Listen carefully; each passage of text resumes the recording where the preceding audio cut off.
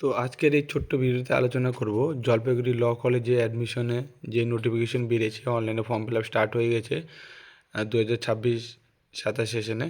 তো এই ভিডিওটা আলোচনা করব। ভিডিওটা ছোটই হবে, মনোযোগ সহকারে দেখো কি কোন ডকুমেন্টস কত কেবি বা কত সাইজের মধ্যে তোমাদের আপলোড করতে হবে। অনেকে কমেন্ট করেছে তাদের আপলোড করতে সমস্যা হচ্ছে।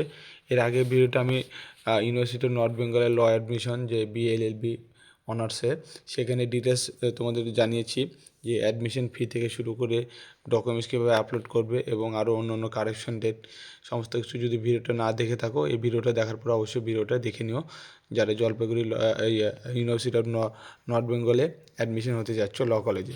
আর এই ভিডিওতে আলোচনা করব জলপাইগুড়ি ল কলেজের ব্যাপারে। তো দেখে নাও সবার আগে তোমাদের কী কী ডকুমেন্টস লাগবে। অ্যাপ্লিকেশন করার জন্য তোমাদের একটা ফটো লাগবে, ম্যাক্সিমাম সাইজ 30 কেবির মধ্যে হতে হবে, ঠিক আছে।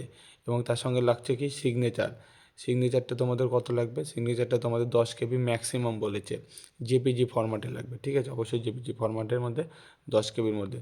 তারপর নেক্সট রয়েছে কি 10+2, অর্থাৎ তোমাদের হায়ার সেকেন্ডারি মার্কশিট, এটাও তোমরা দিতে পারবে। এটাও তোমরা জেপিজি ফরম্যাটেও দিতে পারবে, এখানে কোনো লেখা নেই কি পিডিএফ লাগবে। জেপিজি ফরম্যাটের মধ্যে 50 কেবি ম্যাক্সিমাম তোমরা দিতে পারবে এটা, তাহলে এটাও আপলোড নিয়ে নেবে। এবং অ্যাডমিট কার্ড দিতে পারো তোমাদের এজ প্রুফের জন্য, ঠিক আছে। অ্যাডমিট কার্ড অথবা বার্থ সার্টিফিকেট থাকলে সেটাও দিতে হবে। এটাও জেপিজি ফরম্যাটে 50 কেবির মধ্যে দিলে তোমাদের এখানে নিয়ে নেবে। তো মনে রাখবে যতগুলো এখানে সাইজ দেওয়া আছে ম্যাক্সিমাম সাইজ এটা, তো এটার থেকে যাতে মিনিমাম 5 কেবি বা 6 কেবি বা তার একটু কম হলেও কোনো সমস্যা নেই, বা বেশি কম যাতে না হয়, তার রেজুলেশনটা একদমই কমে যাবে, ডকুমেন্টসটা বোঝা যাবে না। তারপরে যদি তোমার এসসি এসটি ওবিসি বা পিডাব্লিউডি ক্যান্ডিডেট হও, যদি সেই সমস্ত সার্টিফিকেট থাকে তাহলে সেখানে আপলোড করবে, নাহলে কোনো কিছু আপলোড করার দরকার নেই। অনেকে এই ব্যাপারে কমেন্ট করছে, দাদা আমার তো এসসি নেই বা ওবিসি বা পিডাব্লিউডি নেই বা পিএইচ নেই বা ইডাব্লিউএস সার্টিফিকেট নেই, তো আমি কি আপলোড করবো? তো ওগুলো জায়গাতে তোমার কিছুই আপলোড করতে হবে না, অটোমেটিক সেগুলো ব্ল্যাঙ্ক রেখে দেবে এবং তুমি সাবমিট করে দেবে তোমার যেগুলো ডকুমেন্টস আছে সেগুলো আপলোড করার পরে, তাহলেই হয়ে যাবে। তো এই সমস্ত ডকুমেন্টগুলো তোমার কাছে রেডি রেখে তারপরে ফর্ম ফিল আপটা করো। তুমি নিজেই বাড়িতে বসেই খুব সহজেই চাইলে মোবাইল ফোন থেকে তোমার যে স্মার্টফোন রয়েছে সেখান থেকে করে নিতে পারো, অথবা তোমার কাছে যদি ল্যাপটপ বা ডেস্কটপ থাকে তাহলে তো আরও ভালো হয়, অবশ্যই করে নিতে পারো। কিন্তু করার আগে ডকুমেন্টগুলো রেডি করবে, তাহলে তোমার সমস্যার কোনো রকম হবে না।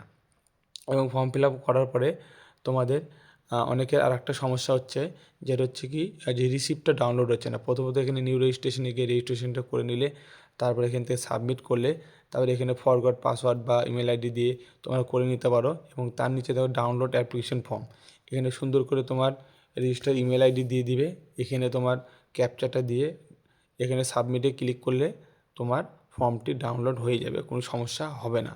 এবং পেমেন্ট স্লিপটাও এখান থেকে সেমভাবে তোমরা ডাউনলোড করে নিতে পারো। এখানে ইমেল আইডি রেজিস্টার ভালো মতো দেবে যাতে কোনো রকম ভুল নয়। ক্যাপচাটা দিয়ে এখানে সাবমিট করলে তোমাদের যে মানি রিসিপ্টটা রয়েছে পেমেন্টের, ফি পেমেন্টের 300 টাকা, সেটা ডাউনলোড হয়ে যাবে, ঠিক আছে।